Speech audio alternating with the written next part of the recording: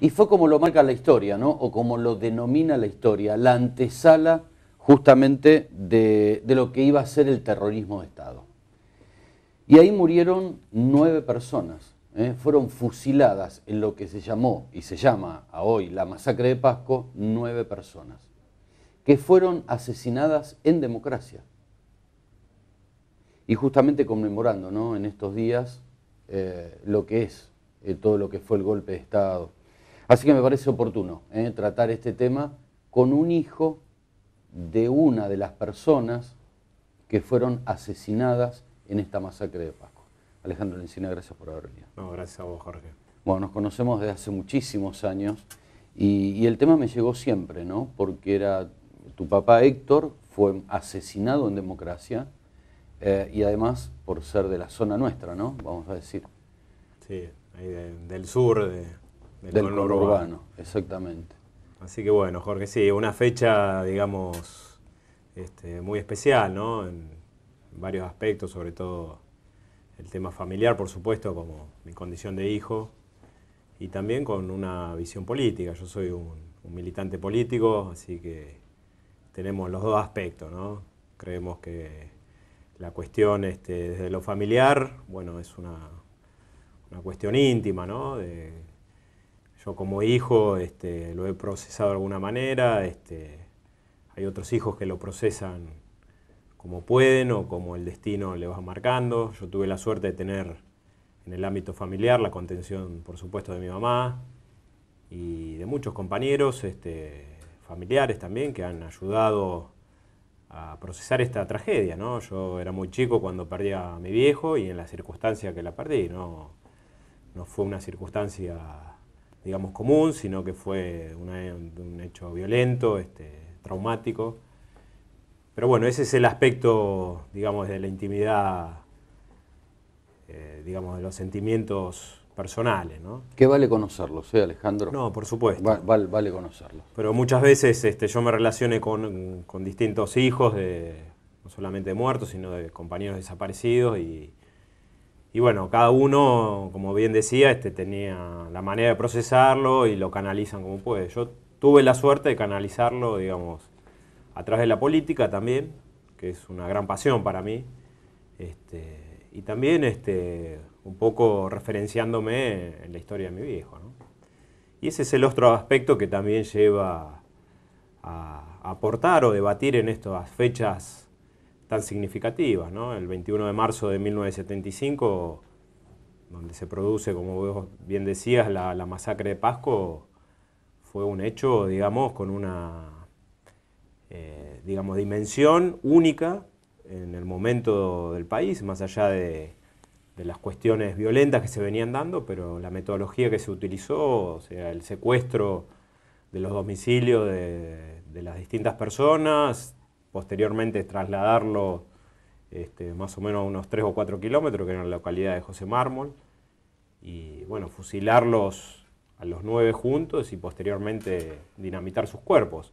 Hasta el momento nunca se había visto un grado de saña y digamos, de infundir realmente el terror de esa manera, ¿no?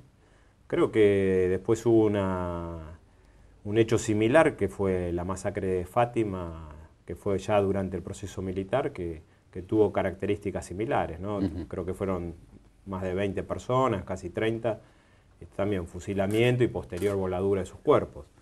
Pero realmente ese hecho, digamos, y como bien lo marcabas vos, en el marco de la democracia, causó mucho impacto, ¿no?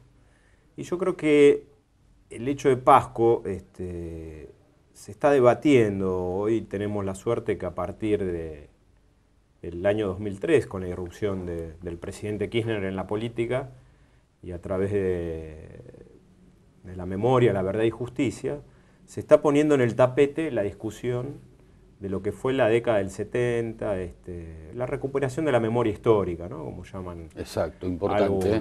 Sí, es muy importante, digamos, y creo que fue un aporte importantísimo, sobre todo generacionalmente hablando. Que bueno, nosotros ya estamos cerca de los 40, pero hay chicos que están irrumpiendo en la vida política. Yo creo que esto lo tienen que empezar a tomar, pero digamos, cuando hablamos de la recuperación histórica creo que hay que hacerlo en un marco de, digamos, total, no solamente tomando algunos aspectos. Justamente, bueno, el 21 de marzo, que fue ayer, anteayer, perdón, se hizo varios homenajes, ¿no? Y participaron distintos grupos juveniles, en homenaje a los compañeros. Y bueno, me invitaron a hablar y yo les planteaba esto, ¿no? Que creo que tenemos que tomar el homenaje hacia nuestros muertos, pero en su integridad, ¿no? Tampoco sacarlo de contexto y que quede solamente en el hecho, digamos, y esto quiero que se me interprete bien, no solamente del marco de los derechos humanos, sino con la dimensión política que tenían, porque, digamos, tanto los muertos de Pasco como los desaparecidos y muchos que han sufrido cárcel, exilio y tortura, lo han hecho por una cuestión política, o sea, no eran delincuentes comunes, ni eran locos sueltos, sino que tenían todo un proyecto de país de llevar adelante y un proyecto, digamos, político, ¿no? Que muchas veces no se profundiza sobre eso. Y tenían una identidad, que era la identidad desde el movimiento nacional y la gran mayoría pertenecían al peronismo. Entonces, yo mi aporte, digamos, que creo que es necesario en esta etapa, es retomar de dónde venía todo eso, ¿no? Porque a veces nos quedamos en la generación del 70 únicamente, pero la generación del 70 se nutrió también de aquella vieja resistencia peronista, ¿no? Cuando tenían a su líder proscripto, que no se podía hablar de peronismo. Bueno, los que son un poco más grandes conocen el Plan Conintes, lo que fue la persecución, la tortura, y todo eso desembocó en la década del 70 con el famoso Lucha y Vuelve, de traer al general Perón a la patria como un esquema de transformación. Digamos, yo desde Pasco, digamos, como para tomar un punto de referencia de lo que fue la masacre de Pasco, yo creo que fue, como bien decías al principio, la antesala de la gran tragedia nacional. Pero, digamos, no fue casual, porque también, digamos, nosotros los militantes decimos el enemigo que atentaba contra el movimiento nacional, fomentó esas falsas contradicciones entre los compañeros, porque tampoco no nos podemos desconocer que había enfrentamientos dentro de lo que era el movimiento nacional justicialista o el peronismo, ¿no? Había facciones, mi viejo pertenecía a la organización Montoneros, estaba enmarcado en lo que era la tendencia revolucionaria del peronismo, que tenía una visión distinta de otros compañeros que venían de la ortodoxia, más ligado al movimiento sindical, pero que en definitiva, digamos, yo creo que hubo agentes externos que fomentaron esas contradicciones para atacar finalmente a la figura del general Perón y esa valiosa historia que tiene el peronismo en nuestra patria. Entonces yo creo que desde ahí tenemos que empezar a analizar la historia. Y por supuesto, digamos, nosotros generacionalmente no nos podemos hacer cargo de otras generaciones o de la historia, pero sí tenemos que tener en claro lo que pasó. Porque cuando hablamos de la recuperación de la memoria histórica tenemos que tener, digamos, hay una frase que los pueblos que olvidan su pasado pueden cometer los mismos errores en el presente, digamos. Y yo creo que si nosotros desconocemos de dónde son nuestros orígenes, más desde la militancia política, los que estamos activando políticamente, también vamos a carecer digamos, de elementos de análisis para comprender la realidad que hoy tenemos. Digamos, porque nosotros desde 1810 como país hemos sufrido, desde Dorrego en adelante, hemos sufrido muchas tragedias. Y creo que tenemos que ir superando eso, digamos, en pos de las nuevas generaciones. Yo tengo hijos, muchos compañeros viejos tienen nietos y queremos aportar lo mejor posible en pos de nuestra patria, ¿no? Si hubo gente que fue capaz de entregar su propia vida en función de un proyecto y en función de engrandecer la patria, creo que nosotros tenemos un mandato histórico como hijos y más los que activamos políticamente, ¿no? Pero me parece que es importante este mensaje, ¿no? Y sobre todo, bueno, yo soy un militante católico, creo que lo tenemos que hacer en el marco de la unidad, de revisar y sin, digamos, rencores, ¿no? Yo remarco esto porque muchas veces el tema, como bien decía, desde lo familiar o desde lo privado, la cuestión sentimental, es muy difícil de manejar. Pero los que sí activamos políticamente tenemos que tener la grandeza de, no digo dejar de lado, porque por supuesto yo como hijo y como familiar quiero justicia por lo que pasó con mi viejo y con todos los muertos, pero sí creo que tenemos que aportar, digamos, un grado de unidad, ¿no? Y unidad no digo sin olvido y sin perdón, pero sí unidad y no fomentar, digamos, el desencuentro entre hermanos argentinos. Nosotros hemos sufrido mucho, ha habido mucha sangre de por medio, y hoy tenemos la suerte que a partir, como dije, del 2003, con la irrupción del presidente Kirchner en la política, hoy podemos estar hablando de esto tranquilamente, las nuevas generaciones se pueden nutrir de la, digamos, de la experiencia y digamos de todos estos hechos que lo que tienen que hacer es aportar hacia adelante, ¿no?